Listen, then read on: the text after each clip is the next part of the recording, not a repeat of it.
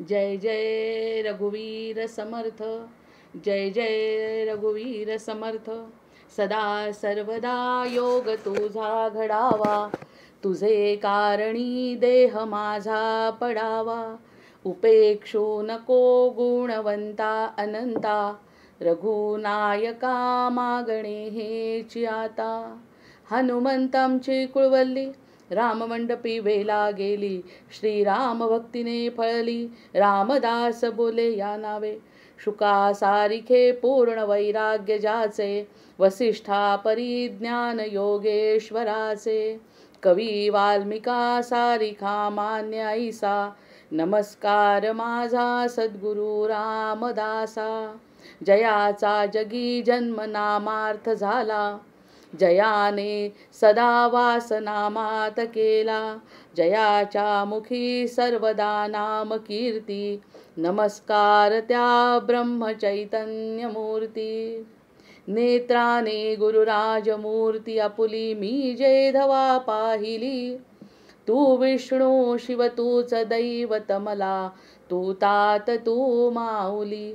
झाला भाव मनात या मग करू कोणास पाचारण. प्रल्हादा गुरुराजया नित तुम्हा, माझे असो वंदन, माझे असो वंदन.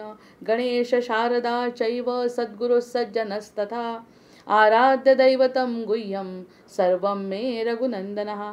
गणेश शारदा सद्गुरु संत सज्जन कुळेश्वरू, सर्व ही माझा रघुवीरू. सद्गुरु रूपे श्रीराम, माझे आराध्य दैवत. परमगुह्य गुह्यातीत, गुह्यपणाची मात न चले जेथे. यो जातो मरुदंशजोक्षित तले, संबोधयन् सज्जनान् ग्रंथम यो रचयन् सुपुण्यजनकं. श्रीदास बोधाविदम् यः कीर्त्या पठणेन सर्वविदुषां स्वान्तापहारी सदा. सोऽयं मुक्तिकरक्षितौ विजयते, श्रीरामदासो गुरुः. मला वाटते अंतरित्वा वसावे, तुझ्या दासबोधासी त्वा बोध व्हावे. अपत्या परी पाववी प्रेमग्रासा, महाराजया सद्गुरु रामदासा. ब्रह्मानंदं परमसुखदं केवलं ज्ञानमूर्तिं, द्वन्द्वातीतं गगनसदृशं तत्त्वमस्यादिलक्ष्यम्. एकं नित्यं विमलमचलं सर्वधी साक्षिभूतं, भावातीतं त्रिगुणरहितं सद्गुरुं तन्नमामि. गुरुर्ब्रह्मा गुरुर्विष्णू गुरुर्देवो महेश्वरः, गुरुः साक्षात् परब्रह्म तस्मै श्री गुरवे नमः. अनेन प्रियतां देवो भगवान् जानकीपतिः, श्रीरामचंद्र पूर्वेषामस्माकं कुलदैवतं. श्रोता वक्ता श्रीराम समर्थ, जय जय रघुवीर समर्थ, जय जय रघुवीर समर्थ, जय जय रघुवीर समर्थ. चला, आज दशक दुसरा, समास 9वा, विरक्त लक्षण सुरू आहे. विरक्तांची लक्षणं ऐकत असताना अगदी मन मोहून गेलं आणि समर्थांचा काय विषय आहे, समर्थांचे काय विचार असतील ते समजून घेण्याचा प्रयत्न केला. अक्षरं समजतात, ओव्या समजतात, श्लोक समजतात आणि समजल्यानंतर आनंद निर्माण होतो की ह्या आपल्याला समजल्या, पण ते वागणं तितकं कठीण असतं. त्यामुळे तो विचार करत करत, चिंतन मनन करत करत आपण त्या 7-8 ओव्यांचा जो अर्थ पाहायचा प्रयत्न केला, तो अर्थ पटलासुद्धा. आता त्यानुसार सगळ्यांनी चिंतन मनन केलंच असेल. त्यातल्या मला वाटतं की 6 ओव्या झाल्यात कालच्या. विरक्ते विवेके असावे, विरक्तानी विवेकी असायला पाहिजे.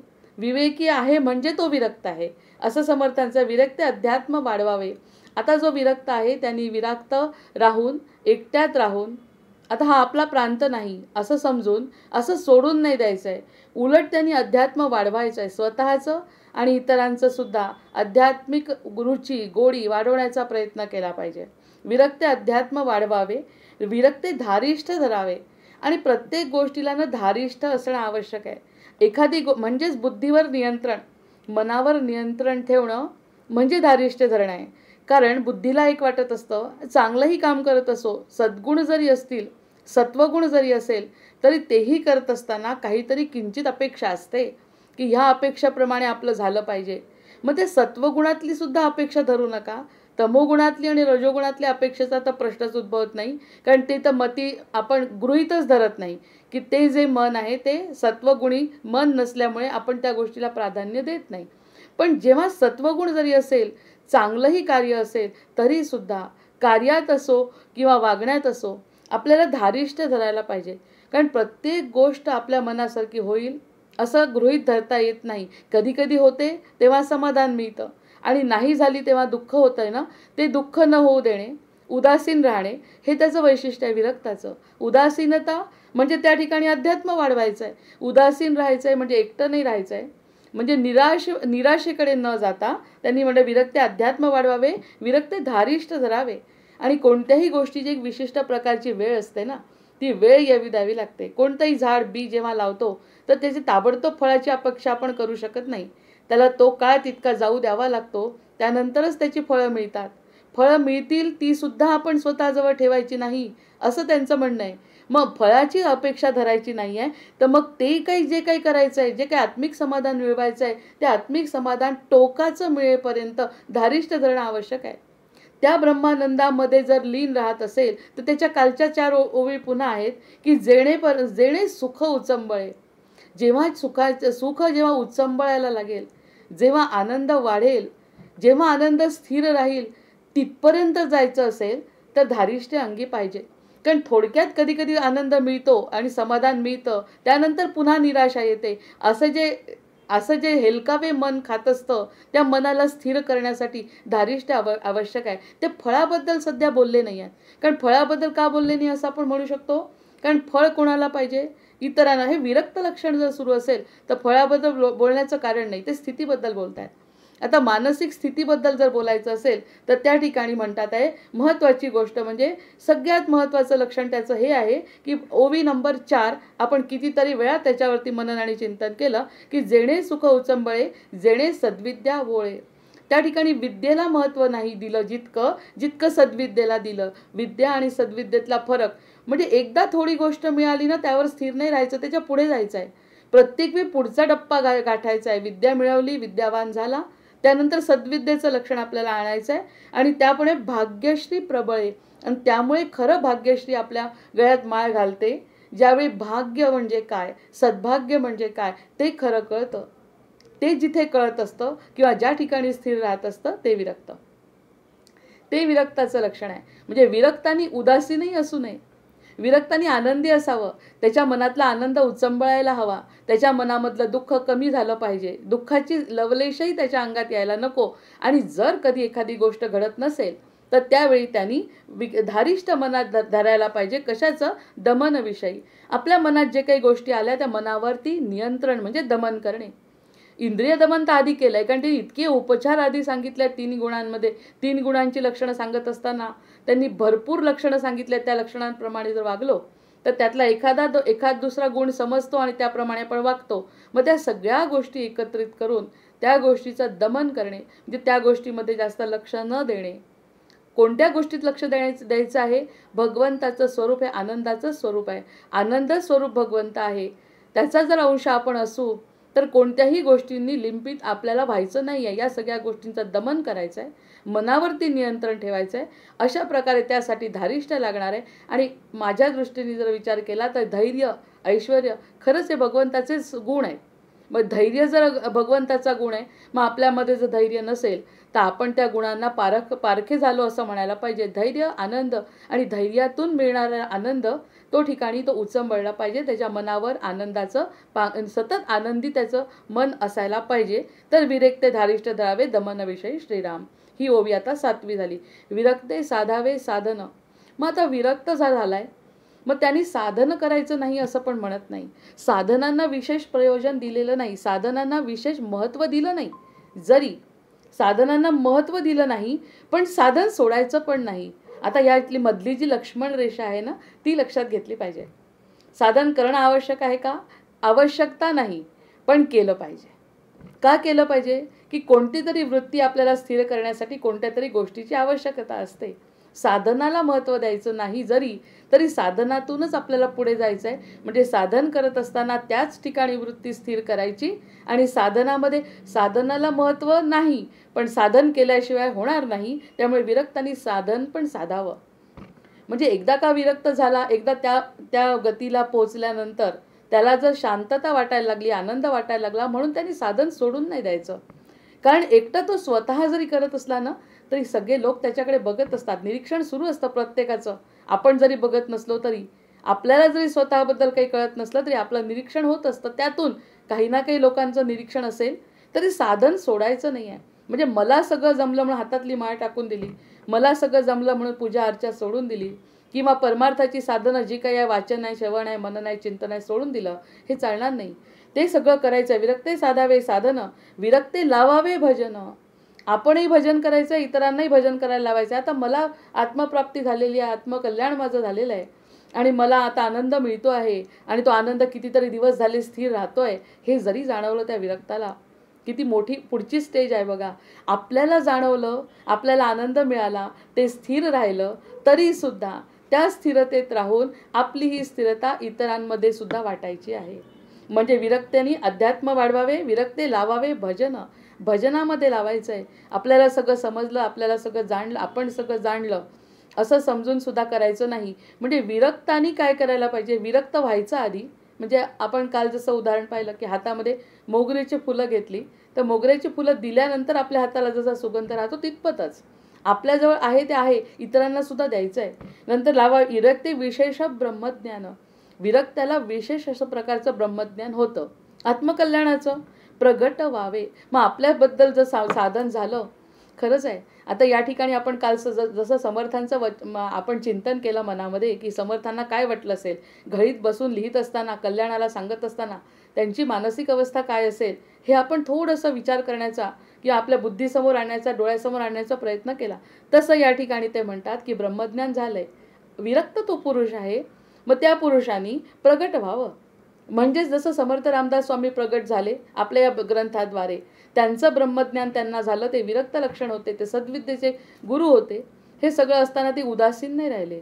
उदासीन न राहता इतरांना भजनाला लावलं. भजन करायचं आहे, साधनं करायचे आहेत, कोणत्याही प्रकारचं साधन सोडायचं नाही आहे.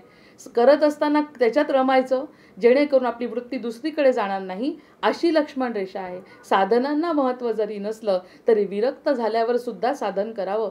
म्हणजे त्यासाठी लागणारी फुलं आणतोय व्यक्ती, पारायण करतोय, भजन करतोय आणि आपल्याला झालेलं ब्रह्मज्ञान फक्त स्वतःजवळ न ठेवता त्यांनी प्रगट पण व्हावं, असं विरक्तांचं लक्षण आहे. मग विरक्ताचं लक्षण असं का सांगावं लागतंय, कारण विरक्त म्हणजे सगळं मिळालंय. आता विरक्त ज्ञानी, आता सुरुवातीला ब्रह्मापासून जे 14 पुत्र निर्माण झाले त्यातले जे 7 ऋषी होते ना, ते विरक्त होते. मग अशी जरी त्यांची संख्या वाढली असती ब्रह्मांडामध्ये, अशा विरक्त साधूंची जरी संख्या मनात, भगवंताच्या मनात काहीही येऊ शकतं, मग भगवंताच्या संकल्पानी काहीही होऊ शकतं, पण त्या 7 ऋषी फक्त विरक्त आणि फक्त ज्ञान मिळवणारे असे ऋषी मुनी, त्यांचे 7 तयार झाले. त्याची नावं पण सांगितली होती. ते 7 तयार झाल्यानंतर मग तिथे स्थिर व्हायला पाहिजे होतं भगवंतांनी सुद्धा, पण तसं नाही केलं. विरक्त ऋषी आहे, 7 प्रकारचे ऋषी निर्माण केले त्यांनी, तरीसुद्धा वसिष्ठांचा जन्म झाला आहे. कशासाठी? गृहस्थाश्रमासाठी. म्हणजे इतकी मोठी परंपरा ब्रह्मदेवापासून, विष्णू सोडून दिला, महाविष्णूंना जरी आपण सोडलं तरी ब्रह्मज्ञानाची परंपरा आपली सुरू झाली आहे ब्रह्मदेवापासून. ब्रह्मदेवाला कारण सांगितलं, तुझ्या उत्पत्तीचं काय कारण आहे. मग तो विरक्तच होता. त्याला तर प्रश्न विचारला होता देवांना की मी कशासाठी जन्माला आलो, पूर्ण विरक्त, मागचा पुढचा काहीही संकल्प मनात नसताना त्याचा जन्म झालाय. मग झाल्यानंतर पुन्हा त्यांनी 7 जे ऋषी तयार केले त्यांनी सुद्धा स्थिरता झाली नाही. इतके वैरागी पुरुष, मग तसेच विरागी सगळं जग झालं असतं तर चाललं का भगवंतांना? तसं नाही. असे विरक्त झाल्यानंतर त्या विरक्तांनी प्रगट सुद्धा व्हायला पाहिजे. म्हणजे वसिष्ठांचा पुढे गृहस्थाश्रम आहे, त्यानंतर त्यांचा पुन्हा मनु शतरूप आहे, सगळं आहे. म्हणजे या सगळ्या गोष्टी नुसत्या विरक्तीत न राहता विरक्त लोकांनी प्रगट सुद्धा व्हायला पाहिजे. कारण हा आनंद त्यांना जो मिळाला तो निदान बोलून दाखवावा त्यांनी, आणि सगळ्यांना ते कळावं की मी जसा आहे तसा तुम्हाला आनंद मिळू शकतो, याची ग्वाही प्रत्येकाने द्यायची आहे. म्हणून विरक्त लक्षण. विरक्त म्हणजे फक्त विरक्त आणि निघून गेले जंगलामध्ये असेही अपेक्षित नाही. असे तर 7 ऋषी पूर्वी होतेच. मग वेगळ्या सृष्टी उत्पन्नाची गरज काय? दुःखातून वसिष्ठांना सुद्धा एक क्षण जेव्हा गालबोट लागलं की तुला अज्ञान, तेव्हा त्यांना खऱ्या ज्ञानाचा शोध लागलाय. म्हणजे अज्ञान आवश्यक आहे. काळा रंग असल्याशिवाय पांढरा रंग दिसत नाही, दुःखाशिवाय सुख समजत नाही. मग या सगळ्या गोष्टी, गरिबीशिवाय श्रीमंतीचा अनुभव घेता येत नाही. पूर्ण श्रीमंतीमध्ये जो लोळतो त्याला खरंच गरिबीचा अनुभवच येत नाही. मग अनुभव येण्यासाठी ते म्हणतात, एकदा तो अनुभव येणे ही याच्यासाठी अज्ञान आवश्यक आहे. आणि ते चूक म्हणत नाहीत समर्थ, काय कोणतंही पुराण हे चूक म्हणत नाही या गोष्टीला. पण ते अज्ञान झाल्यानंतर जर मग एखाद्या ज्ञानाची प्रगती आपल्यामध्ये जर उत्पत्ती झाली तर त्याला विरक्त म्हणायचं. पण त्या विरक्तांनी शांत बसू नये. जरी तो मनाने विरक्त असला तरी सुद्धा त्यांनी कार्य करावं. म्हणजे आपल्याला आता जनक राजा समजेल की जनक राजांनी कार्य का केलं. कारण त्यांना जे कर्म आहे, ज्या कर्माप्रमाणे प्रारब्धाप्रमाणे जे आहे ते करायचं आहे, पण मनातून ते विरक्त आहे. ते विरक्तांच्या लक्षणांमध्ये नंबर एकाचं नाव त्या जनकांचं येत आहे. म्हणजे ब्रह्मज्ञानाबद्दल बोलत असल्यामुळे सांगते, ज्यांना ब्रह्मज्ञान होतं तेच फक्त तेच त्यांच्याच मनामध्ये सुख उचंबळणे म्हणजे एकदा आलेलं चालणार नाही. सतत लाटाच्या लाटा आनंदाच्या त्यांच्या मनामध्ये निर्माण झाल्या पाहिजे. विरक्त असताना आनंदाच्या लाटा. म्हणजे गोंदवलेकर महाराज जसं म्हणतात की काहीही कारण नसताना आनंद जर होत असेल तर तो आनंद शाश्वत असतो. तोच वाढवा. विनाकारण आनंद होणे. लहान बाळ जसं लहानपणी उगाच हसतं खुदकन आणि उगाच रडतं, त्याला हसवणारं आणि रडवणारं कोणीतरी आहे, तसं आपल्याला हसवायला आणि रडवायला भगवंत बसलाय असं गृहीत धरून त्याच्या लीलांकडे बघून हसायला येणं, तो समजावून सांगतो तेव्हा तो आनंद स्थिर ठेवणं, असं विरक्तांचं लक्षण आहे. या अर्थी तो कर्म करत नाही असा अर्थ नाही. मग ब्रह्मज्ञानाबद्दल ओळ असल्यामुळे काल आपण थांबलो की ब्रह्मज्ञान झालेला माणूस विरक्तही आहे आणि ब्रह्मज्ञानी आहे. अशा माणसांनी प्रगट व्हावं. त्यांनी शांत बसू नये. मग शांत बसल्यावर त्यांचा आनंद सगळ्यांमध्ये दाखवावा. जसं उदाहरण आपण त्या दिवशी घेतलं की स्वतःला रोग आहे, तर उलट्या अर्थाने स्वतःला रोग आहे तो डॉक्टर काय करू शकेल? काही करू शकणार नाही. मग स्वतःजवळ आनंद आहे तोच काहीतरी करू शकेल असा अर्थ. की ज्याच्याजवळ आनंद आहे तोच आनंद पेरू शकतो. मग त्यांनी तरी कमीत कमी द्यावं. त्यांनी आपली विरक्ती बाजूला ठेवावी. त्यावेळी इतरांच्या कल्याणासाठी आपली विरक्ती बाजूला ठेवावी, जसं समर्थांनी केलं. कोणतेही संत तेच करतात. ते तर पूर्ण विरक्त असतात. त्यांना तर त्यांचा जो क्रायटेरिया विरक्तीचा त्याच्यामध्ये सगळे संत बसतात एकनाथांपासून. पण त्यांनी प्रगट व्हावं. त्यांनी विरक्ते साधावे साधन, त्यांनी साधन करावं. त्यांनी नामदेवांनी हातामध्ये टाळ घेतल्याबरोबर सगळेजण गुंग व्हायचे. ते स्वतःच्या आनंदात लीन आणि बाकी त्यांच्याकडे पाहून लीन. अशा प्रकारे विवेकते राखावे साधन, विवेकते लावावे भजन. भजनाला लावायचं, स्वतः गोडी घ्यायची, इतरांना गोडी द्यायची. विरक्ते विशेष ब्रह्मज्ञान प्रगट व्हावे. आणि त्यांनी जे काही आपल्याला त्यांनी तर ब्रह्मज्ञान शब्द खूप मोठा आहे, ज्याच्यावरती आपण स्वतः म्हणजे ब्रह्मज्ञान म्हणजे अशा प्रकारचं ज्ञान आहे की त्याच्यावर मी थोडंसं जेव्हा दुपारी वाचलं ते कळलं की संसार असार आहे हे कळतं. हे ज्ञानसुद्धा संपतं. म्हणजे आम्हाला कोणत्या तरी कारणाने कळलं ना की हे आता कोणत्या तरी ज्ञान आपल्याला आलं आणि कळलं की हा संसार असार आहे. मग हे कळल्यानंतर हे कळणंसुद्धा संपतं. ते ज्ञानसुद्धा खरं नाही, ते ब्रह्मज्ञान आहे. ब्रह्मज्ञान म्हणजे कोणतं हे मला कळलं, हे ज्ञान झालं. आपल्याला वाटतं हे सगळं खोटं आहे. हे सगळं खोटं ज्ञान होतं. विद्या होती ती मला आता कळलं की ती खोटी आहे. ती काही मला खरं सुख देऊ शकत नाही. पण संसार खोटा आहे हे तर खरं कळलं ना मला. मग हे कळल्यानंतर हेही ज्ञान जिथे संपतं की हेही नाही तेही नाही, मी फक्त भगवंताचं आहे, एवढं खरं आत्मकल्याणाचं ज्ञान ते ब्रह्मज्ञान. ब्रह्माबद्दलचं ज्ञान आणि ब्रह्माचाच अंश मी असल्याबद्दलचं ज्ञान, असं एका पॅरेग्राफमध्ये मी वाचलं. ते ब्रह्मज्ञान आहे. मग ते ब्रह्मज्ञान झालेला विरक्त पुरुष त्यांनी एकटं नाही बसायचं. त्यांनी सगळी साधनं करायची, भजन पूजन करायचं आणि आपल्यासारखं करायचा प्रयत्न करायचा. इतकं महत्त्वाचं तत्त्वज्ञान या 8व्या ओळीत आहे, ज्याचं सुरुवात त्यांनी 4थ्या ओळीत केली आहे. 4थ्या श्लोकामध्ये त्यांनी ती सुरुवात केली आहे. नंतर विरक्ते साधावे साधन, विरक्ते लावावे भजन, विरक्त विशेष ब्रह्मज्ञान प्रगट व्हावे. नंतर विरक्ते भक्ती वाढवावी. अर्थात तोच पॉईंट आता पुढे झाला आहे. विरक्ते भक्ती वाढवावी, विरक्ते शांती दाखवावी. आता विरक्तांनी भक्ती विरक्त लक्षण ज्यांच्यामध्ये असा पुरुष, सद्विद्या असलेला पुरुष, त्यांनी काय करायचं आहे? भक्ती वाढवायचे. मनामध्ये भक्तीची उत्पत्ती करायची आहे दुसऱ्यांच्या. नंतर विरक्ते शांती दाखवावी. शांती म्हणजे काय आहे हे दाखवावं. आपल्याला कुठे शांती मिळू शकेल हे सगळं, शांतीचं स्थान काय आहे ते दाखवायचं आहे. त्यांनी दाखवायचं आहे. नंतर विरक्ते शांती दाखवावी, विरक्ते येत नाही करावी, विरक्ती आपुली. आणि त्यानंतर एकदा विरक्ती आल्यानंतर खरं म्हणजे ब्रह्मज्ञान झालेलं आहे. ब्रह्मज्ञानानंतर सुद्धा त्याला काही जर आपण डचमळत असू तर त्या ठिकाणी विरक्ती आपली प्रयत्न करून आपली विरक्ती टिकवावी. की असे प्रसंग येतात भूलोकावरती, असे प्रसंग येतात की सगळं काही माहिती असून सुद्धा ज्या गोष्टी करू शकत नाही ते डचमळल्यासारखं जेव्हा होत आहे, कधी आनंद होतो, कधी दुःख होतं, कधी स्थिरता येते, हे सगळं घडतं. पण ती एक साधना आहे. म्हणजे फक्त ह्या पॉईंटपर्यंत येईपर्यंत साधना असते असं नाही. ते तर अगदी त्याच्या मानाने कमी वाटतं आहे की नाही बघा. आता सुरुवाती जे त्यांनी साधनेचे लक्षणं सांगितले ते ह्या मानाने किती कमी वाटत आहेत. आता या सगळ्या गोष्टी आता लक्षात येत आहेत की पूजा करा, पाठ करा, पारायण करा. हे सगळं सांगत असताना साधेपणाने त्यांनी फक्त आपल्या बुद्धीला स्थिर केलं, आपल्या मनाला स्थिर केलं आणि आपलं मन असं थोडं आतमध्ये वळवलं की ह्या आतमध्ये वळवून मग ते विरक्त पुरुषाकडे वळले. आणि मग विरक्त पुरुष झाल्यानंतर ती वृत्तीसुद्धा आता स्थिर करायची आहे. म्हणजे सतत त्याच गोष्टीचा पाठलाग करायचा आहे, तर कुठे ते शक्य आहे. आता जडभरताची गोष्ट जेव्हा आपल्याला कळते तर डोळ्यात पाणी का येतं सगळ्यांच्या? कारण जडभरताने इतकी साधना केली आहे, त्याचं मोह होण्याचं कोणतंच कारण नाही, शिल्लकच नाही. त्यांनी लग्न केलेलं नाही, त्याचं कुठे लक्ष नाही, त्याचं खाण्यात सुद्धा लक्ष नाही, नुसता बसून उदासीन राहतो तो, तरीसुद्धा सत्वगुण जागृत झाला आहे. त्याचा वाईट गुण जागृत नाही, रजोगुण नाही, तमोगुण नाही, सत्वगुण जागृत झाला. आणि त्यांनी त्या हरणामध्ये लक्ष घातलं आणि हरणाचं पालन पोषण केलं. खरं तर एका जीवाला जीवनदान देणं ही गोष्ट चुकीची कशी ठरेल? हे पाप नाहीच आहे, पण त्याचं कल्याण नाही झालं ना. त्यामुळे त्या कल्याणापासून तो दूर गेला. म्हणजे इतक्या वर स्थितीत जाऊन सुद्धा विवेकाने विचार करायचा की याच्यात खरंच रमायचं आहे का आपल्याला? म्हणजे त्याचा अर्थी त्या गोष्टीशी संबंध नसताना त्याला पुनर्जन्म, दुसरा जन्म घ्यावा लागला. मला तर वाटते 2-3 जन्मानंतर त्याचा जन्म पुन्हा झालेला आहे. आधीचं ते सगळं त्याचं पाप कसं म्हणायचं याला?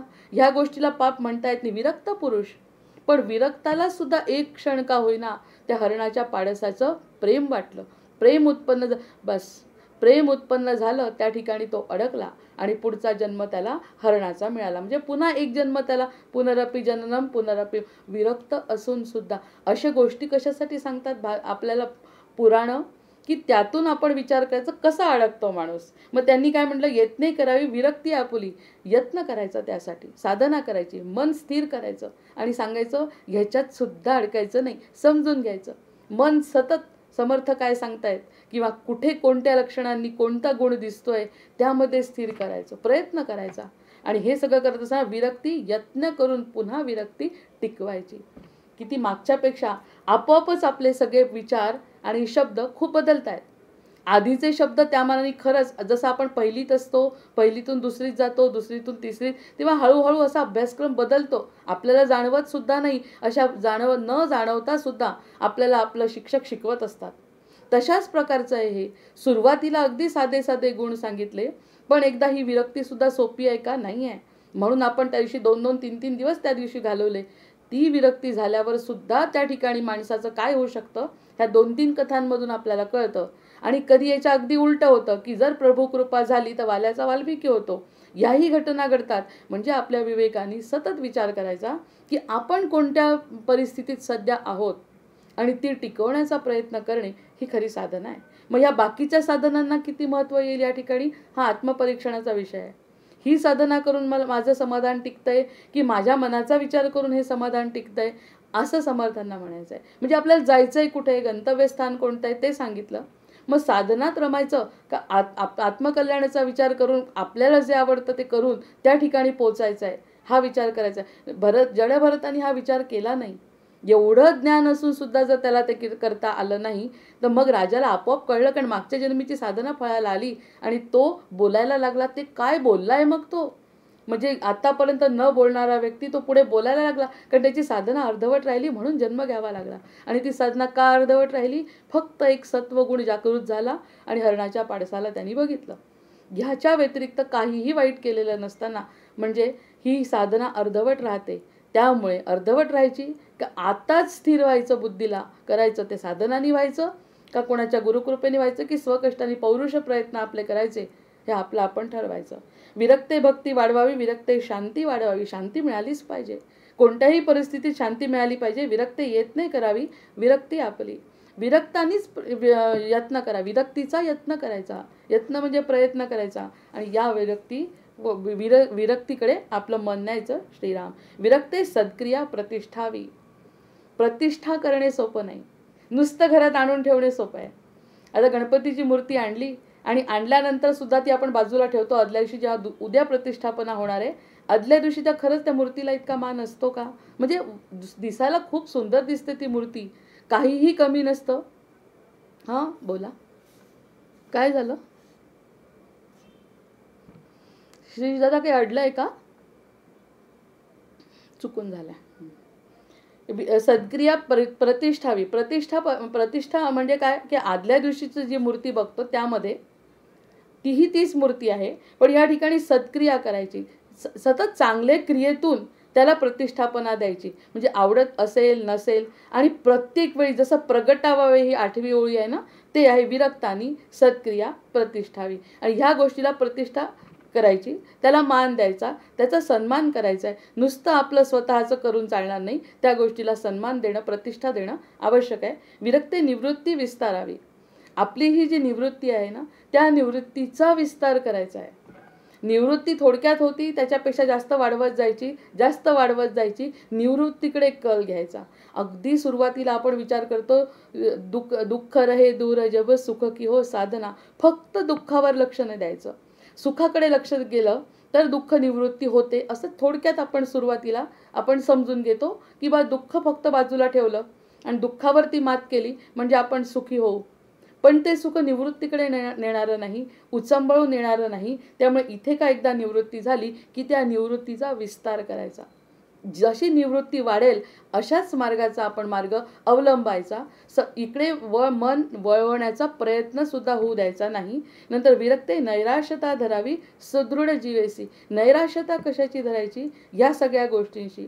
आता याच्या विरुद्ध जी माया आहे, याच्या विरुद्ध जो मायेचा खेळ आहे, या विरुद्ध आपला जो देह आहे, देहाबद्दलच्या ज्या काही वासना आहेत, देहाबद्दल जे काही वाटतंय, म्हणजे देह आणि आत्मा या दोन गोष्टी सरळ सरळ स्पष्ट केल्या की आत्मा हा आपला, ज्याच्यासाठी आपण विरक्ताबद्दल बोलतोय, विरक्ता आत्म्याला आवडत आहे. आत्म्याला इतकं आवडत आहे ही सगळी गोष्ट, कारण इतक्या दिवसाची धडपड, इतक्या दिवसाचे जन्म तो आत्मा त्यासाठीच घेतोय. कधी कधी आपली मुक्ती होईल आणि कधी आपण मोकळं होऊ या बंधनातून, आपणच त्याला अडकवून ठेवतोय. मग ही नैराश्यता ह्या मार्गाने धरायची. एका म्यानात 2 तलवारी राहू शकत नाही. हे सरळ साधं गणित आहे. एका याच्यात प्रेमही राहील आणि रागही राहील, होऊ शकत नाही. एक तर राग राहील, नाही तर प्रेम राहील. त्यामुळे नैराश्यता एका बाजूची आल्याशिवाय, उदासीनता आल्याशिवाय सुदृढ जीवेसी, आपला जीव सुदृढ होणार नाही. आपला जो आत्मा आहे तो शांत होणार नाही आणि आत्मा शांत होणार नाही तर आनंद होणार नाही. आणि आनंदाची प्राप्ती करून घेण्यासाठी मनाला पक्क ठरवावं लागणार आहे की एक म्हणजे एकच. बरं, ठरवल्यानंतर तिथे स्थिरता, आधी कितीतरी वर्ष जातात त्या गोष्टीवर स्थिर होण्यासाठी. नंतर कितीतरी वर्ष झाल्यानंतर मग ते वाढवायचं आणि बिलकुल मागे वळून बघायचं नाही. असं एक इंग्लिशमध्ये कविता होती, 2 मार्ग जातात असे, आणि आपण वायवर जर उभं असू तर इकडचा जर मार्ग सोडला तर पुन्हा या मार्गाला येणे नाही. एकदा या मार्गाने सुरुवात झाली की पुढेच जायचं आहे आणि तो मार्ग संतांनी दाखवलेला असल्यामुळे आपल्याला ते मिळणार आहे ह्याची सुद्धा धैर्य धरायचं आहे. आणि त्या धैर्यातून शबरीचं जर उदाहरण घेतलं, फक्त एका मुद्द्यावरती स्थिर राहिली की मला तुला रामाचं दर्शन होणार, तुझ्यासाठीच रामाचा जन्म होणार आहे. काही जे काही त्यांचं आयुष्याचं कल्याण करणाऱ्या इतरांच्या त्याच्यामध्ये तुझं नाव आहे, एवढं फक्त सद्गुरूंनी सांगितलं. आणि सद्गुरू मरून गेले, निघून गेले. ती किती आयुष्य मिळालं आहे तिला. इतक्या सगळ्या आयुष्य मिळाल्यानंतर त्या सगळ्या शरीराची हानी झाली. मग ह्याला धैर्य नाही म्हणायचं तर काय? हा विश्वास, धैर्य कशाचं उदाहरण आहे? भक्ती, प्रेम, धैर्य, विश्वास कशाचं उदाहरण आहे शबरी म्हणजे? हे सगळं गेल्यानंतर सुद्धा ती म्हणते की माझं होणार आहे नक्की. आणि तिचं झालं. जडभरताचं नाही झालं ज्ञानामुळे, पण हिचं झालं याच जन्मी. कारण हा जन्म आपण तिचा बघतोय, जडभरताचा आधीचा जन्म आपल्याला कळला पुराणांमुळे. मग हे सगळं करत असताना त्यांनी सांगितलं नैराश्यता धरली पाहिजे. मला या संसारामध्ये लक्ष घालायचं काही कारण नाही. माझा जीवन, सुदृढ जीवन, मला महाजनो येन गतस्स पंथा, याच मार्गाने मला जायचं आहे. इतके सगळे कष्ट सुरुवातीच्या अध्यायांपेक्षा, सुरुवातीच्या समासांपेक्षा खरंच जड जड असं तत्वज्ञान आता समर्थ खरंच साध्या शब्दात सांगायचा प्रयत्न करतात की 2 मार्ग दिसल्यावर दुसऱ्या मार्गाला आपण लागलो की पहिला मार्ग सोडायचा. हे सोडणं अतिशय कठीण आहे. आपण म्हणतो मोठ्या मुश्किलीने आपण आमचं घर 30-50 वर्ष राहिलेलं घर सोडून आलो, अमरावतीचं. असं सोडून आलो म्हटल्यावर आनंद असतो, स्थिर असते मूर्ती. पण एखाद्या वेळेस जरी चुकून घर दिसलं ना, लागलीच घर हृदयामध्ये कालवा होते की आपण इथे पुन्हा त्याच मार्गाने नाही विसरू शकत लवकर मनुष्य. मग हे सगळं विसरण्यासाठी साधना करावी लागते. जे आता आहे ते खरं आहे, म्हणजे तो मार्ग सोडायचा, हा मार्ग धरायचा. या सगळ्या छोट्या छोट्या उदाहरणं आहेत. या सगळ्या छोट्या छोट्या उदाहरणांवरून जरी आपण विचार केला तर या गोष्टी कशा कठीण असतात. पण एकदा करायला घेतलं, ठरवलं, बुद्धीने जर निश्चय केला तर या सगळ्या गोष्टी घडू शकतात. आणि त्यातून 4 नंबरच्या ओवीचं पुन्हा बोलणं आहे की जेणे सुख उचंबळे.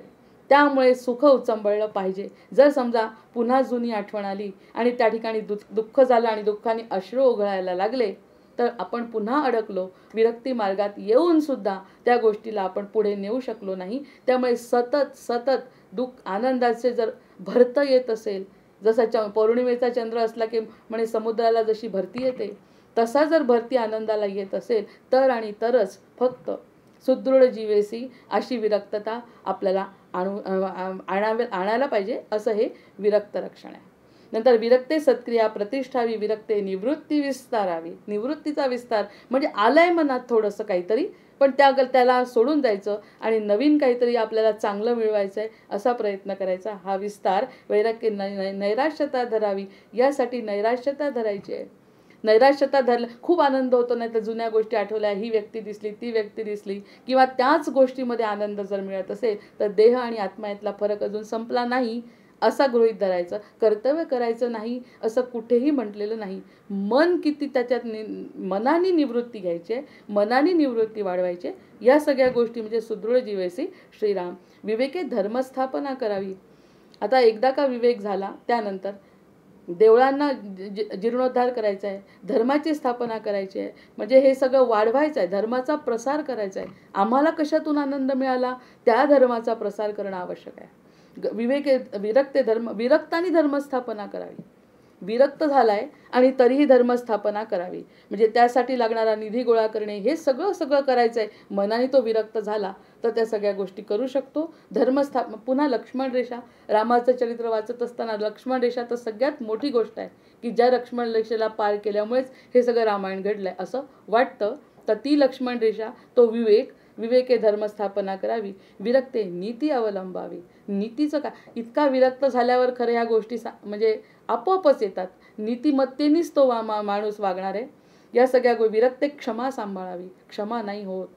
मी इतकं केल्यानंतर, आपण इतका बदल केला आपल्या स्वतःमध्ये, इतरांमध्ये जर तो बदल दिसला नाही किंवा आपल्याला कोणत्या गोष्टीचा त्रास झाला, विरक्त आहे मनाने, कोणत्या अपेक्षा पण नाहीत, पण ते तसं घडलं नाही. जसं मगाशी सांगितलं, धारिष्ठ जर नसेल, कारण आपलं गंतव्यस्थान ठरलंय, बाकीच्यांशी त्याचा कितपत संबंध आहे. त्यामुळे हे सगळं लक्षात घेऊन क्षमेचा सुद्धा गुण आपल्या अंगी आला पाहिजे. विरक्ते धर्मस्थापना करावी. विरक्ते नीती अवलंबावी. विरक्ते क्षमा सांभाळावी. अत्यादरेसी शब्द आपल्याला किती आधी आलाय. अत्यादरी म्हणजे इतक्या मोठ्या प्रमाणामध्ये क्षमा करणं आवश्यक आहे. कारण आपली बुद्धी जे सांगते तसं इतर करतील असं नाही, किंवा इतरांना या संबंधात काहीही आपलं कर्तव्य फक्त आपलं करायचं आहे, इतर कोणतीही अपेक्षा न करता अत्यादरेने क्षमा करता यायला पाहिजे. आणि आपणच क्षमा आणि हे सगळं लिहितायत कोणासाठी, ते स्वतः ज्यांनी अनुभवलाय. विरक्त पुरुष घळीमध्ये बसलेत, कल्याणाच्या समोर लिहितायत आणि सांगतायत विरक्त पुरुषांना पुरुष व्हावं म्हणून, म्हणजे फक्त आत्मकल्याणासाठी बोलतायत. इतर कुणाचाही त्या ठिकाणी अर्थसुद्धा उमगायचं काही कारण नाही. मी कसं वागावं हा प्रश्न फक्त या दासबोध वाचताना लक्षात आला पाहिजे. विरक्ते परमार्थ सांभाळावा. विरक्ते परमार्थ उजळावा. मग त्यामुळे उजळून टाकायचा आहे परमार्थ. परमार्थ म्हणजे कोणता?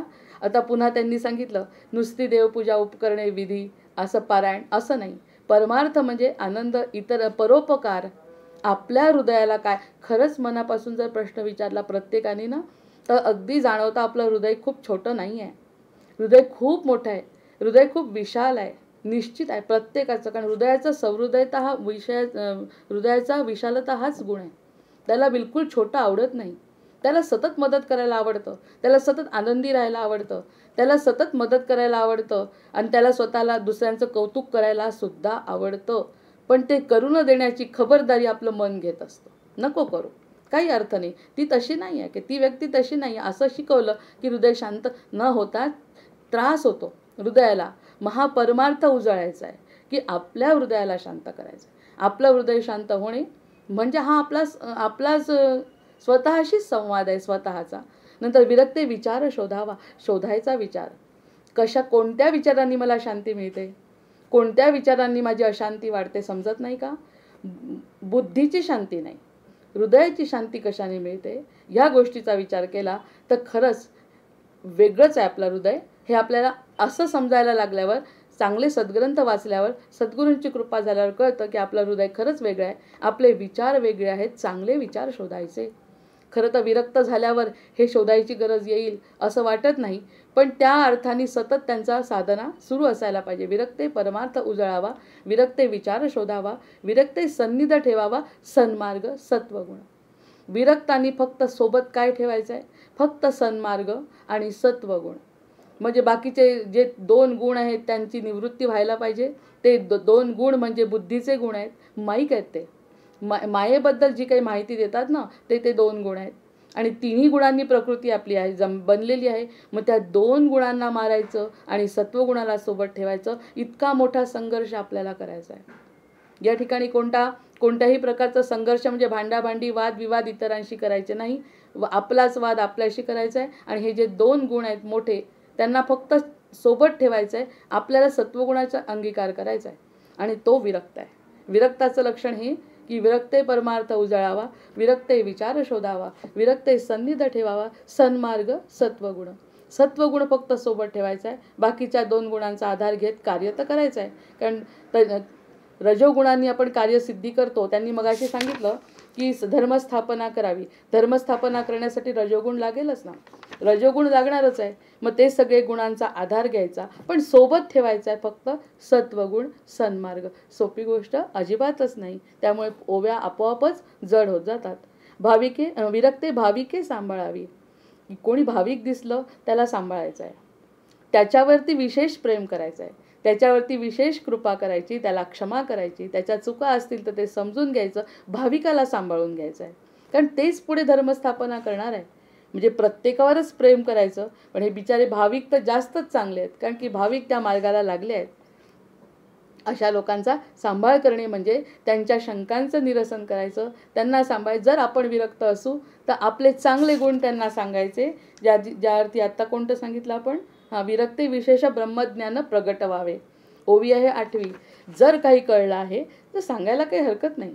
चांगल्या गोष्टी सत्यवचन करायला हरकत नाही. विरक्ते भाविके सांभाळावी, विरक्ते प्रेमळे निववावी. प्रेमळाने त्यांचे सगळे संगोपन करायचं आहे, म्हणजे त्यांना सांभाळून समजावून सांगायचं आहे. विरक्ते साबळी नुपेक्षावी शरणागते. आता ज्या कोणी शरणागत आलाय, शरणागत येणे म्हणजे प्रश्न विचारतात. कितीच लोकांना आपण जेव्हा सत्संगात बघतो कितीतरी मोठे लोक बोलत असतात, त्या ठिकाणी सगळे ऐकतात खरं. खूप जणांना प्रश्न असतात मनामध्ये की या प्रश्नाचं उत्तर मिळायला पाहिजे, त्या प्रश्नाचं उत्तर मिळायला पाहिजे. तर शरणागत येणे म्हणजे अगदी नम्र होऊन काही लोक विचारतात, मग त्या प्रश्नांची प्रत्येकाची उत्तर देणं हे विरक्ताचं लक्षण आहे. विरक्ताने त्याची उत्तरं द्यावी, त्यांना शांत करावं. नंतर विरक्ते असावे परमदक्ष. त्या ठिकाणी दक्षता आवश्यक आहे. एक वेळ संसारातही दक्ष नसलो तरी आपल्याला अनुभव येतातच, पण या ठिकाणी तर विशेष दक्ष असायला पाहिजे. कुठे आपलं चुकलंय, कुठे काय आपल्याला आतमध्ये जाणवलंय, या सगळ्या गोष्टींकडे लक्ष ठेवणं स्वतः करायचं आहे. म्हणजे किती हा स्वतःचा अभ्यास आहे. आणि याला कोणीही खरंच परमार्थाचा आणि देवाचा ग्रंथ जर म्हटला तर मला आश्चर्य वाटेल. याला परमार्थ आणि देवदेव करणारे आणि जर ग्रंथ कोणी म्हणत असेल त्या गोष्टीचं खरंच आश्चर्य वाटायला पाहिजे. यांनी तर स्वतःला बदलवलं आहे आणि स्वतः बदललेला माणूस इतरांना मदत करतोय, बदलवत नाही. आणि मदत करून त्याला सांभाळून जर तो आपल्याकडे ओढला गेला, आकर्षणाचा सिद्धांत आहे हा. चांगल्याला चांगलं आवडत आहे असे भाविक जर आले, असे भाविक जेव्हा सोबत येतात तेव्हा ते आपल्यासोबत घ्यायचे, पण तेव्हा सुद्धा परमदक्ष राहायचं आहे. कारण कोणत्या क्षणी आपलं चुकेल सांगता येत नाही, ती चूक स्वतःची स्वतःला समजायला पाहिजे. कुणी सांगितली तरी चालेल, स्वतः जरी समजली तरी चालेल. म्हणून विरक्ताने सुद्धा परमदक्ष असावे. मी तर म्हणते पांढऱ्या रंगाला काळ्या रंगाला एवढी भीती नाही, पण जेवढी पांढऱ्या रंगाला पटकन एखाद्या डागाची भीती असते तितकं दक्षता. आपण इतकं छान स्वच्छ विरक्त व्यक्ती आहे त्याने तर जास्त काळजी घ्यायला पाहिजे. आपण म्हणतो इतरांपेक्षा तर तो बरा नाही, परमदक्ष. थोडा बरा नाही, पूर्ण बरा असणं त्याची जबाबदारी आहे. स्वतःची स्वतःला दिलेली ती जबाबदारी स्वतःची आहे. विरक्ते असावे अंतरसाक्ष. तेच तर बोलते आहे, अंतरसाक्ष असावं. माझीच मला.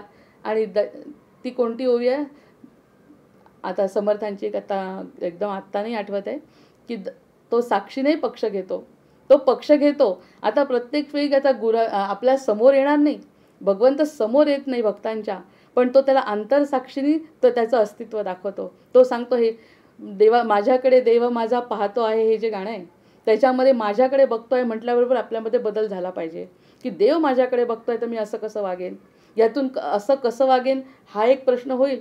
आणि काय वागल्याने तो खुश होईल हा सुद्धा दुसरा प्रश्न मनामध्ये निर्माण होतो. म्हणजे हे जे वाक्य आहे, माझ्याकडे देव माझा बघतो आहे, म्हणजे ही अंतरसाक्ष आहे. अंतरसाक्ष म्हणजे या देवानी जर माझ्याकडे बघितलं तर मी असं वागायला नको हेही समजेल, आणि असं वागल्याने देव खुश होतो हे सुद्धा समजेल. आणि देव खुश होणे, देव आनंदी होणे म्हणजेच आत्म्याला आनंद होतो. मग इथे आत्मा आणि परमात्मा वेगळा राहतच नाही. आत्म्याला आनंद होतो तोच परमात्म्याला मिळतो असं वाटतं, ती अंतरसाक्ष आहे. आपल्याला आपण खुश, इतरांनी किती खुश असावं ह्यापेक्षा आपण स्वतःवर किती खुश आहे ही अंतरसाक्ष विरक्ताला असते. विरक्ते असावे परमदक्ष. म्हणून परमदक्ष आपल्याला जाणवलं पाहिजे की ह्या सगळ्या गोष्टी भगवंताला आवडत नाहीत. मग प्रत्यक्ष भगवंत चतुर्भुज रूपामध्ये समोर येणार नाही. तो आपल्या आत्म्यामध्ये जो आहे तोच प्रगट होतो आणि तो आनंदी सुद्धा होतो. तो आनंदी झाला की आपला आत्मा आनंदी, म्हणजे आपण आनंदी होतो. ही अंतरसाक्ष आहे. विरक्त अशाला विरक्त म्हटलंय. म्हणजे याचा बाहेरच्यांशी काहीही संबंध नाही. आंतरिक साक्ष त्याला मिळते आणि तो विरक्तपणे आनंद भोगू शकतो. त्याच्या मनामध्ये तो आनंद टिकतो. विरक्ते असावे परमदक्ष, विरक्ते असावे अंतरसाक्ष, विरक्ते ओढावा कैपक्ष परमार्थाचा. आणि विरक्तांनी फक्त परमार्थाचाच पक्ष घ्यावा. विरक्तांनी फक्त परमार्थाचा पक्ष घ्यावा. म्हणजे कधी कधी इकडे वाटलं की हे आपलं बरोबर आहे, पण नाही. जर ते सत्य नसेल, जर ते ज्ञान नसेल, जर ते परमार्थ नसेल तर ते विरक्तांनी मानायला नको.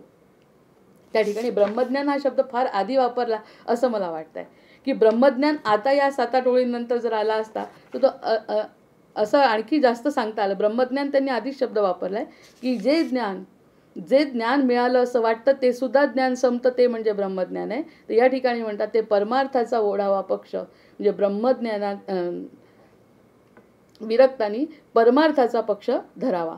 विरक्ते अभ्यास करावा. अभ्यास करायचा आहे. विरक्तांनी अभ्यास करायचा आहे. संपलाच नाही अभ्यास, मरेपर्यंत अभ्यास सुरू आहे. मृत्यूच्या शेवटच्या क्षणापर्यंत अभ्यास सुरू आहे. विरक्ते अभ्यास करावा. विरक्ते साक्षेप धरावा. हे बरोबर का ते बरावं, साक्षेपाने राहायचंय. विरक्ते वक्तृत्व उभारावा. मोडला परमार्थ. जर मोडला असेल परमार्थ तर साक्षात विरक्ते वक्तृत्वे उभारावा. बोलून सांगून शब्दाद्वारे ब्रह्माद्वारे, शब्द ब्रह्म ज्याला म्हटलंय त्यांनी पुन्हा परमार्थाची प्राप्ती करून घ्यावी. अशा प्रकारे सतत अभ्यास करणं हे विरक्ताचं सुद्धा लक्षण आहे. विरक्ताला सुद्धा अभ्यास करावा लागतो. नंतर आता विमळ ज्ञान समास तर खूप मोठा आहे पुढे. या ठिकाणी म्हटलंय विरक्ते विमळ ज्ञान बोलावे. विरक्तांनी विमळ ज्ञान बोलावे. जे ब्रह्मज्ञानाबद्दल बोललाय की असं ज्ञान, आधी विद्या, मग सद्विद्या, मग ज्ञान, मग परमज्ञान, मग ब्रह्मज्ञान, आणि त्यानंतर त्यांनी विमळ ज्ञान.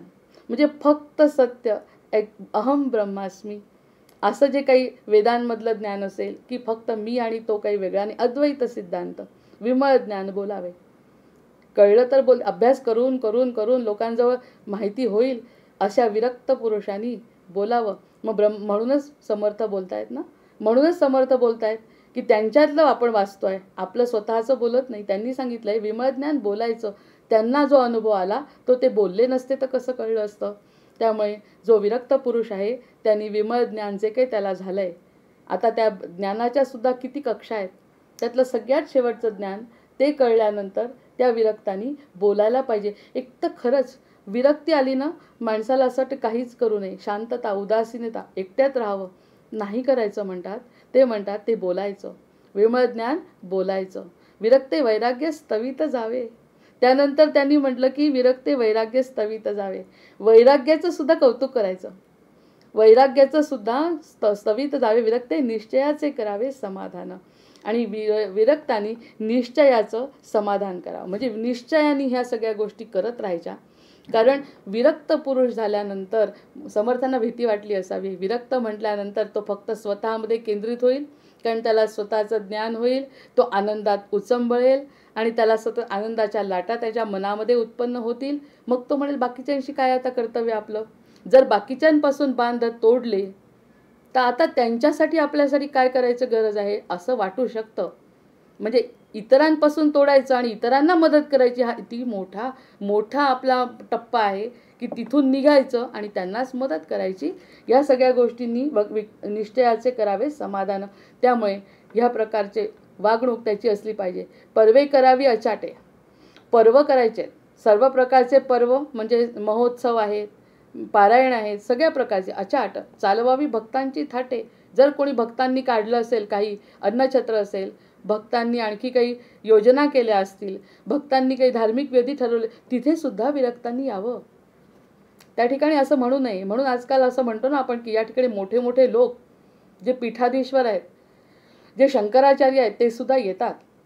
पूर्वीच्या काळी असं नव्हतं. पूर्वीच्या काळी तर म्हणे की कोकिळासुद्धा प्रत्येकाला दिसत नव्हती. आता कोकिळसुद्धा अगदी समोर येऊन उभी राहते. हे कलियुगाचं एक चांगलं वैशिष्ट्य म्हणायला हरकत नाही की ज्या ठिकाणी न दिसणारे लोकसुद्धा आपल्याला दिसतात. शंकराचार्यांसारखे लोक छोट्या छोट्या गावांमध्ये जातात. धार्मिक विधी ते पण विरक्तांमध्येच मोडतात. सगळे विरक्त आहेत, संन्यासी आहेत.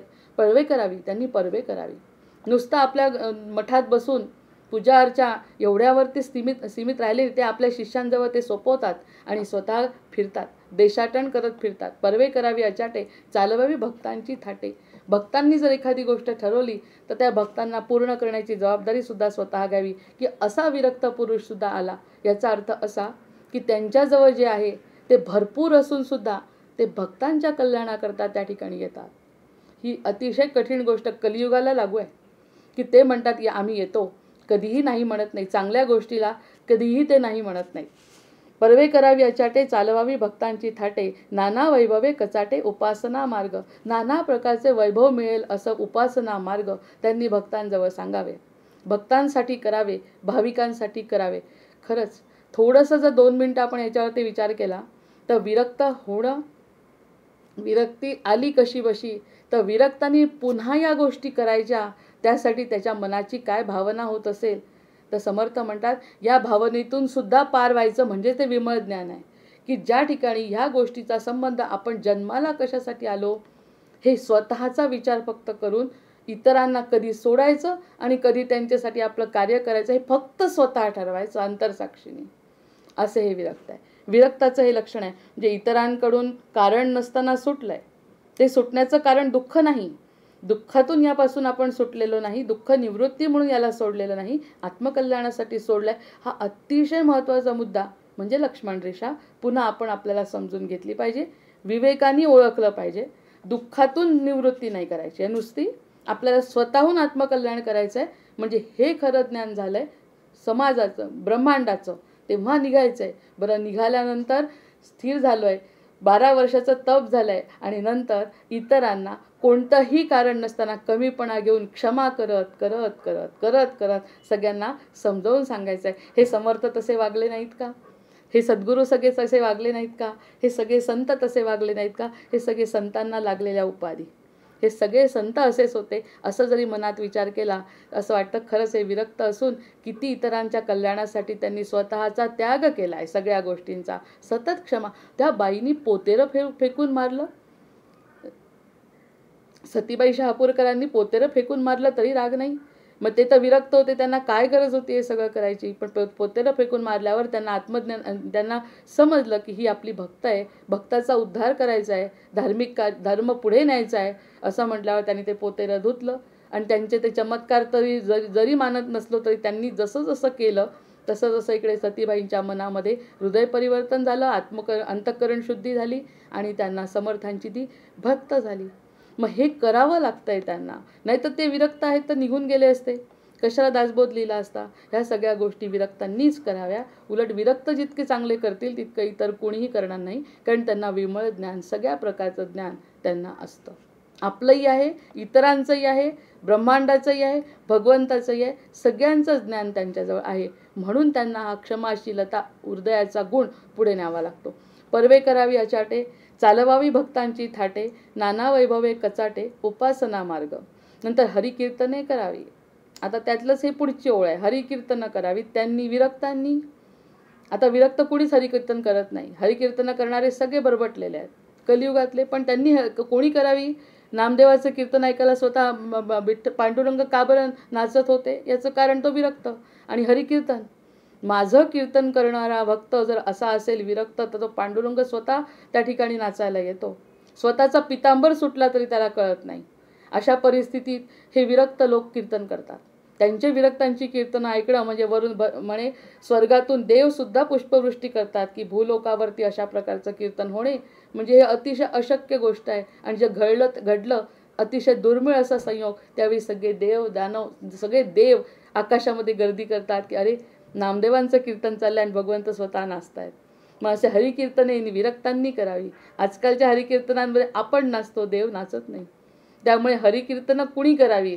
विरक्तांनी करावी. जसं काल सांगितलं, आजोबांनी सांगितलं की डोक्यावर भागवत न्यायचं आहे, कितीतरी नद्या पार करायच्या आहे, सकाळी जाऊन संहिता वाचन करायचं आहे आणि संध्याकाळी त्याचं वाचन, त्याचं समजावून सांगायचं आहे कथा. असं जर जीवन 7 दिवस जगला तर त्या माणसाला काय मिळालं असेल? अर्थातच हरी त्यांच्या कीर्तनात असेल, हरी त्यांच्या भागवतात असेल, निश्चितच. हरिकीर्तने कुणी करावी? हरिकीर्तनं करावी विरक्तांनी. अगदी त्याच्या विरुद्ध आता चालतंय, त्याच्यामुळे लोक नाचतात, त्याला काही अर्थ नाही. हरिकीर्तने करावी, निरूपणे माजवावी, निरूपणं माजवावीत अशी करावीत निरूपणं, म्हणजे विरक्तांनी निरूपणं करावी, की संख्येला महत्त्व नाही, गुणाला महत्त्व द्यायचं. जो भाविक असेल त्याचा उद्धार व्हावा, त्याचं कल्याण व्हावं, त्याला काहीतरी चांगलं मिळावं, त्याला काहीतरी ज्ञान मिळावं, अशा प्रकारच्या विरक्त पुरुषांनी निरूपणं करावी. असे किती सापडतील? असे समर्थांना जे अपेक्षित आहेत असे विरक्तांनी निरूपणं करावी. आतापर्यंत नाही बोलले ते, रजोगुण असताना, सत्वगुण असताना ते बोलले नाहीत. सत्वगुणाच्या दिवशी बोलले असते तर काय हरकत होती? सत्वगुण जेव्हा सांगत होते, सत्वगुण तर अतिशय उत्तम गुण आहे, 3 गुणांमधला सर्वोत्तम गुण आहे सत्वगुण. पण सत्वगुण माणसाची लक्षणं सांगत असताना त्यांनी असं अजिबात म्हटलेलं नाही, केलेलं वाईट नाही. पण विरक्तांनी हरिकीर्तनं करावी, विरक्तांनी निरूपणे माजवावी. नुसतं साधं नाही करायचं, माजवावी, भक्तिमार्गे लाजवावी. निंदक दुर्जने, आणि निंदकांना आणि दुर्जनांना लाजवून टाकावं इतक्या जोरदार हरिकथा आणि निरूपणं करावीत. कोणी? जे विरक्त आहेत त्यांनी. अशा प्रकारची विरक्त पुरुषांची लक्षणं सांगत असताना हरिकीर्तन आणि निरूपणे ही आज महत्त्वाची ओवी. आणि कालची महत्त्वाची ओवी म्हणजे 5वी आपली, की 4थी, जेणे सुख ओचंबळे ही 4थी आणि ही ओवी. या ओवी अतिशय महत्त्वाच्या आहेत, ज्या ठिकाणी विवेक, गुण, वैराग्य निरूपण सांगत असताना खूप सखोल समर्थ गेले आहेत, मला असं वाटतं. नंतर 2 ओव्या म्हणते आणि थांबते. नंतर बहुतास करावे परोपकार, भलेपणाचा जीर्णोद्धार, पुण्यमार्गाचा विस्तार, बळेची करावा श्रीराम, स्नान संध्या जपध्यान, तीर्थयात्रा भगवत भजन, नित्यनेम पवित्रपण, अंतरशुद्ध असावे श्रीराम. जय जय रघुवीर समर्थ, जय जय रघुवीर समर्थ, जय जय रघुवीर समर्थ.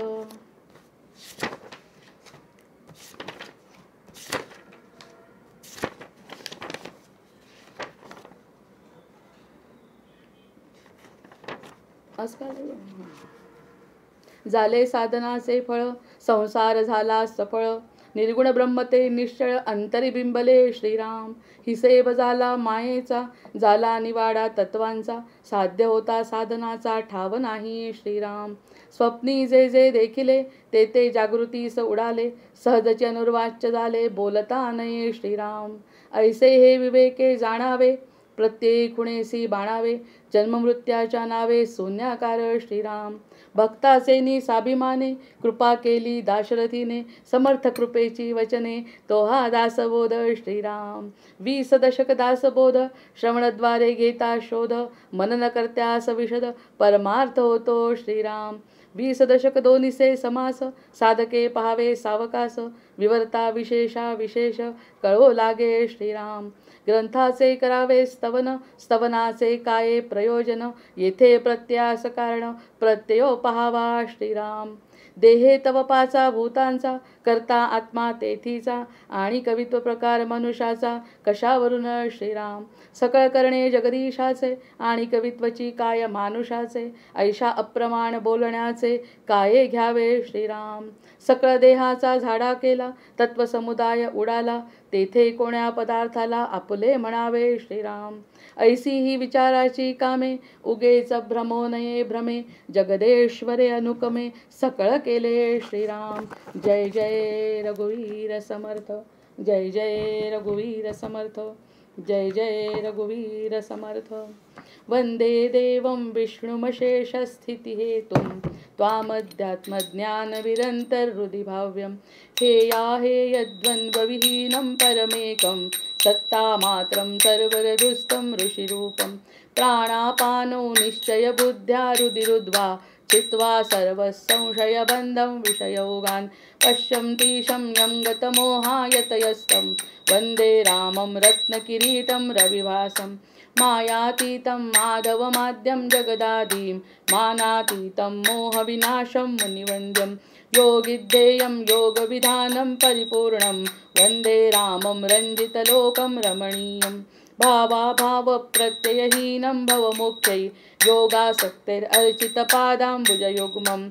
नित्यं शुद्धं बुद्धिमनन्तं प्रणवाख्यं, वन्दे रामं वीरमशेषासुरधावं.